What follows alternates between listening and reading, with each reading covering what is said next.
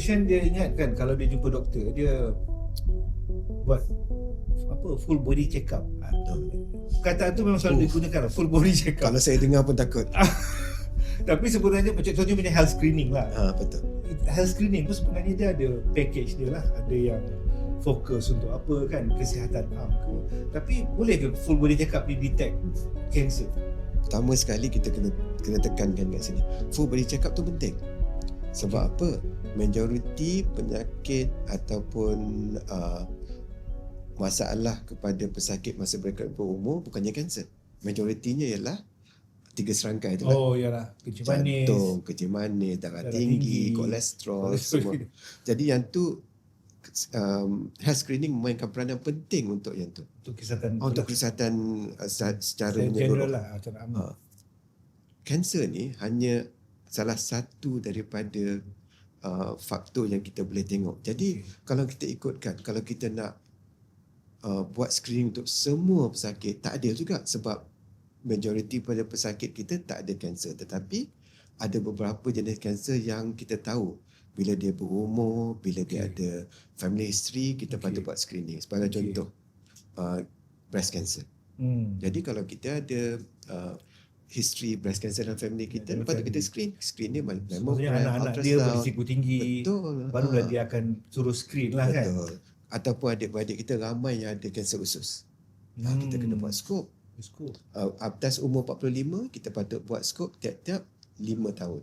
Tapi kanser darah ni saya susah rasa nak cakap lah. betul. Macam dalam kalangan adik-beradik tak ada kanser darah, tak semestinya dia orang ni berisiko tinggi, betul? Kita tak boleh tengok macam tu juga kan? Sebab kalau kita tengokkan banyak rakan korporat kita 45 tahun ke atas, banyak company ni dia akan buat health screening every 2 years. Untuk renew contract, untuk renew contract apa semua. Jadi daripada situ kita banyak dapat tengok sama ada pesakit kita tu ada tak risiko untuk kanser tersebut. Jadi kita tak boleh pandang yang health screening ni tak ada pengaruh langsung. Ada. Mungkin kita pada pesakit-pesakit tertentu kita kena lebih fokus. Contohnya kalau dia ada history of bowel cancer, breast cancer, kita ada package asing. Macam tu. Tapi malangnya untuk limfoma, untuk leukemia ni dia kadang-kadang tak ada package-nya. Tapi kalau leukemia ni daripada ujian darah biasa kita boleh detect. Jadi kalau kita buat tiap tahun, buat ujian darah tiap tahun contohnya, as part of kita punya test ini, kita boleh detect banyak kanser yang agak common. Jadi kalau kita nak cakap spesifik tentang leukemia, memang ujian darah saja dah cukup. Senang cakap, kalau pesakit tu sendiri rasa dia tak sihat, dia ada simptom yang common untuk leukemia ni, macam tadi cakap lah, hilang berat badan lah tanpa sebab, demam yang tak susut, dia tu pun berpanjangan, bengkak, peluh malam. Dia tak payahlah tunggu screening lah, tak pun jumpa je buat blood test lah. Berbanding dengan leukemia lain, macam saya dapat CML, dia ada orang cakap CML ni kalau dapat ni orang secara gurau bukan nak dapat leukemia. Cakap if you want to get a leukemia atau blood cancer, the best chances is actually CML. Kenapa dia cakap macam tu? Saya tak berani nak komen tu sebab saya tak kena. You boleh cakap. Tak ada sebab apa. Sebab kita dapat tahu dalam tahun 1997-98 dulu kita adalah banyak kajian. Dia dapati yang setengah kanser ni didorong oleh mutasi dalam badan kita. Jadi kita cakap spesifik tentang chronic myeloid leukemia kan. Dia memang kita tahu ada satu mutasi. 98% pesakit CML ada mutasi ni.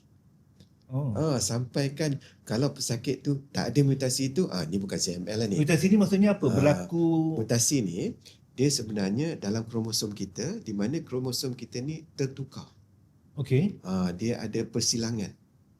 Kita ada 23 pasang kromosom dalam badan kita. Ada kromosom 9 dengan kromosom 22 ni dia tersilang. Jadi bila tersilang ni, dia akan keluarkan protein yang membawa pada kanser. Jadi bila dia orang buat kajian ni, kalau dia orang dapat bunuh sel yang bersilang ni, dia tak dapat buat sel kanser. Oh. Jadi daripada situ datang Magic Bullet ni. Tapi setakat ni hanya CML saja yang tu. Jangan pula nanti datang tanya saya, lymphoma ni dia bersilang apa? Susah saya nak cakap. Oh, tak semua. Tak semua. Tak semua Setakat kanser ni, yang ataupun mungkin tak ditemui lagi. Mungkin tak betul. Mungkin satu masa nanti kita akan dapat. Jadi sebagai contoh, ada lagi satu jenis leukemia juga di mana ada persilangan yang lain pula. Jadi rawatan dia pula lain. Oh. Jadi kita kena sekarang ni dari segi rawatan kanser, tak kisahlah sama ada dia leukemia, limfoma ataupun kanser, contohnya kanser paru-paru, kita banyak mengkaji kepada molekular genetik penyakit tu. Oh. Daripada situ kita dapat tahu ubat mana yang paling sesuai untuk pesakit. Tapi pada masa yang sama, dia memakan kos juga.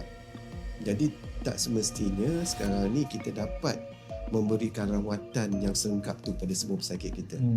Jadi kalau kita tengok general screeningnya, kalau pesakit yang sesuai saja dan kita boleh bagi ubat tu, jadi kita tak boleh nak screening semua orang at molecular level, susah. Susah. Tapi balik kepada apa yang kita bincangkan tadi, health screening very important. Jangan ingat pasal kanser saja. Yalah, maksudnya kita buat health screening bukan kita nak cari ada kanser ke tidak kan. I mean, bila you above 40 memang dah kena buat health screening lah. 40. 40 ya? 40. Muda ya? Ataupun apa? Okay lah, kita kena terima kenyataan lah.